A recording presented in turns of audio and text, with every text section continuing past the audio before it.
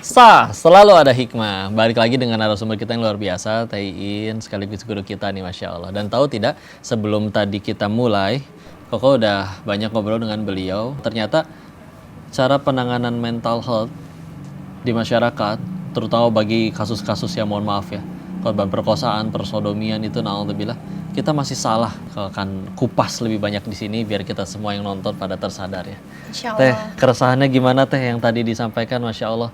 Karena sekarang katanya kalau misalnya ada kayak gitu main seenak aja di pesantrenin. Padahal jelas-jelas pesantren itu lembaga pendidikan buat yang orang pengen ngaji. Dia sebetulnya nggak kuat pengen nyingkirin orang yang udah dia nggak kuat ngurusnya gara-gara ada masalah mental. Tapi naudzubillah malah jadi nularin orang-orang sekitarnya. Betul. Dan kalau nanti pesantren dan Islam yang jelek, ada kasus dihujat Islamnya dan pesantrennya yang jadi masalah. Wah, efek berantainya bahaya nih Teh.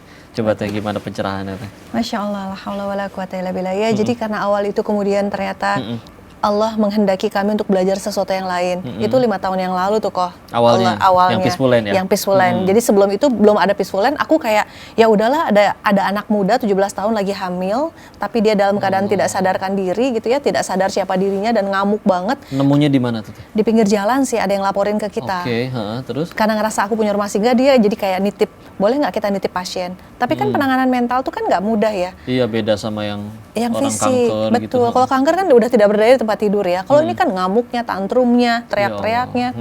Nah, dari situ terus kemudian Iin jadi belajar gitu bahwa nanganin mental itu aku nggak bisa nyatuin dia dengan banyak orang.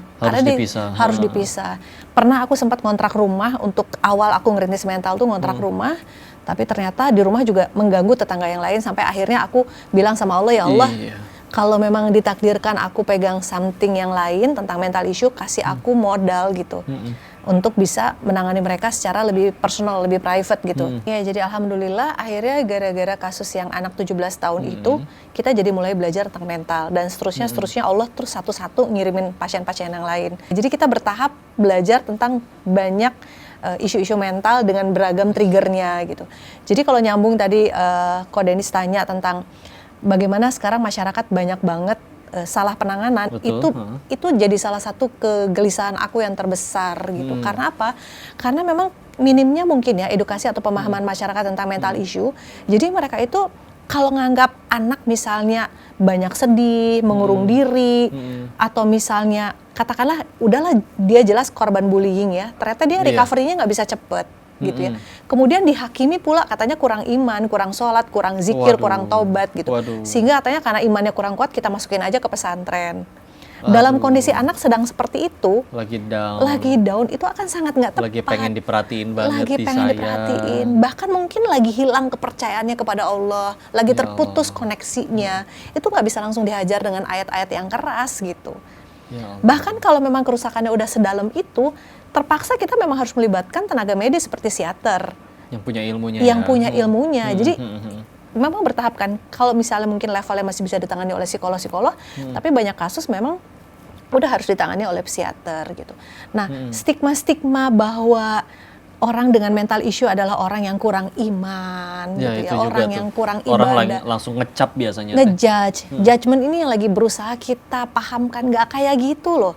Makanya kenapa dalam campaign mental yang kami lakukan di Peaceful Land, Iin selalu harus menceritakan secara komprehensif. Jangan lihat di ujungnya dong, ketika dia udah nggak sholat, ketika dia udah marah sama Allah gitu. Lihat di awalnya dong. Apa yang udah dia alami. Ya Allah. Bahwa kemudian memang betul mungkin dia pemahamannya tentang agama atau tauhidnya atau imannya belum sedalam itu. Kita lihat lagi backgroundnya kok. Mereka belum dalam kan bisa jadi karena memang belum belajar, nggak ada akses, nggak ada yang ngajarin juga. Itu. Terus kita berani ngejudge ketika kita ngelihat bahwa anak ini kurang, agama belum masuk loh ke rumahnya. Mungkin dia pakai kerudung, tapi agama nggak paham loh. Dia nggak paham. Belum. Kasus paling ekstrim yang pernah Teteh temuin apa? Korban apa misalnya? Kayaknya semua mental tuh ekstrim, tapi Allah yang maha baik sedang mengajari kami banyak hal melalui kasus-kasus. Kami sekarang lagi menangani kasus pelecehan seksual yang sodomi. Anak kecil, pelakunya anak kecil, korbannya anak kecil. Kecil usia berapa Teh? Ini kok ya, ini Masya Allah ya. Yang Allah hadirkan itu, korbannya ini sekarang ketika aku temui dia kelas 5 SD. Kecil banget kan. 5 SD, korbannya? Pelakunya 14 tahun. SMP. Tapi yang kalau Dennis harus dengar dari cerita ini adalah anak ini, korban ini kena abusement itu kelas 2 SD. Berarti udah jalan 3 tahun. Udah jalan 3 tahun. Tahu nggak ketika aku menemui dia di 5 SD itu, dia sudah menjadi pelaku baru. Itu hanya butuh 3 tahun. Dianya udah punya korban lagi? Udah punya korban lagi. Ya itu Allah. Ngeri ya, karena akhirnya aku kan memang memahami, makanya kenapa mental itu buat aku masuknya udah bab nahi mungkar kok. Ini bukan masalah cuman kita mengobati orang. Kenapa? Gimana caranya supaya tidak menjadi mata rantai yang tidak terputus. Iya, karena mereka pada jadi pelaku baru. Betul, itu kan terus muter. Apa nggak ini nahi mungkar masuknya? Iya, supaya diputus. Supaya diputus. Dan mereka itu bukan karena anak kecil yang kami tangani polos-polos, lucu-lucu. Mereka tuh nggak paham loh apa yang sedang terjadi dengan dirinya dan kenapa mereka sekarang jadi suka melakukan itu. Nggak ngerti kok. Mereka bahkan nggak tahu itu salah. Mereka bahkan nggak ngerti itu salah. Dan tahu nggak, orang-orang yang Allah kirimkan ke kami itu, sebagian besar karena aku emang concernnya di orang yang tidak mampu ya. Itu adalah orang-orang yang keluarganya tuh nggak punya banget, nggak berpendidikan banget, yang bahkan ngaji pun nggak bisa, terus gimana dong?